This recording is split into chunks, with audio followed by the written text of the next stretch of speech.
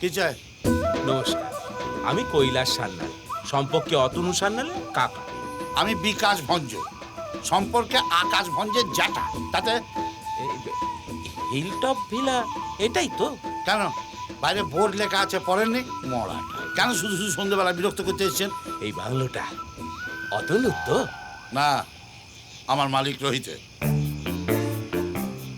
কিন্তু আমায় যে বললো এই হিল টপ ভিলার এই ঠিকানা দিয়েছে, বাস স্ট্যান্ডের লোকজন সব বললো এটাই অ্যাটির বাড়ি। কে বলে রাটি?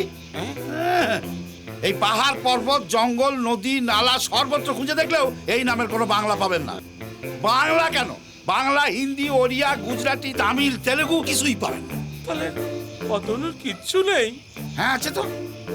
ওর ধরেন চিটিং বাজ উপাধি আছে, তারপর ধরেন কয়েকশো পাওনাদার আছে, তারপর ধরেন কয়েক লাখ টাকা বাজারে ধার আছে। আর কি চায়?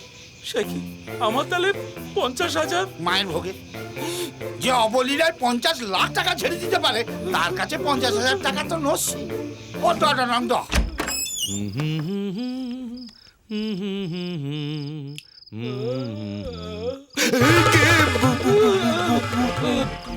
আমি কিরণ নয়, কৈলাস। কাকা তুমি এখানে? হ্যাঁ, আমি এখানে। তুমি কিরকম বাড়ি করেছো, গাড়ি করেছো, বাংলো করেছো, দেখতে এলাম। তুমি ভুল করছো আমাকে। আসলে না, আমার এই কাজের চাপে না আমি তো যোগাযোগ করতে চেয়েছিলাম, কিন্তু করে উঠতে পারিনি। আমার ভুল হয়েছে। না না না না, ভুল তো আমার হয়েছে। গ্রামের লোকেদের কাছ থেকে টাকা ধার করে তোমায় দিয়েছি। এখন যদি সেই টাকা শোধ করতে না পারি, তাহলে তো তারা আমাকে পিস পিস করে কেটে ফেলবে। না সে ঠিক আছে, হ্যাঁ, বলছি কিছু খাবে? না, তোমার এই গুণকীর্তনের কথা দাদুর কানে গিয়ে তুলবো।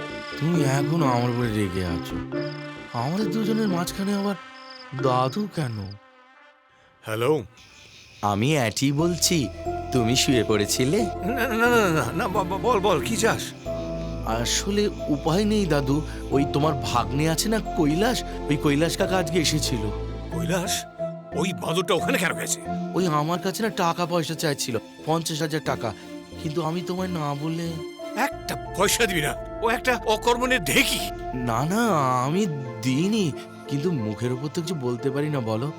আর তাছাড়া না ওই তোমাকে না ওই কিসব ওই কঞ্জুস, তারপরে ওই বুড়ো ভাম এসব বলছিল। কি বুড়ো ভাম? আমি ঘাটের মোড়াও বলেছে, কিন্তু আমি পরিষ্কার বলে দিয়েছি এসব টাকা পয়সা আমি দিতে পারবো না। আর তাছাড়া এই বাড়ি গাড়ি, আমার চা বাগান এসব আমার নয়। আর গ্রামের লোকের কাছে আমার অনেক ধার ধর রয়েছে, যা মুখে এসছে তাই বলে দিয়েছি।